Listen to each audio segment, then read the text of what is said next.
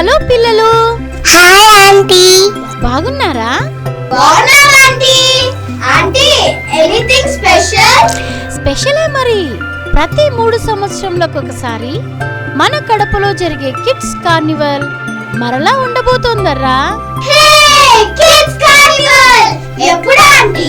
2026వ సంవత్సరం జనవరి 11వ తేదీ నుండి 14 వరకు, అనగా 11వ తేదీ మధ్యాహ్నం 2 గంటల నుండి 5 గంటల వరకు మరియు 12, 13, 14వ తేదీలలో ఉదయం 9 గంటల నుండి సాయంత్రం 4 గంటల వరకు.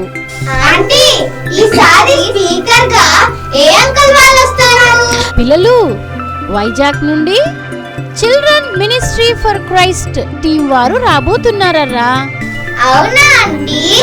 ఈ క్యాంప్ లో ఏమేం ఉండబోతున్నాయి ఆంటీ?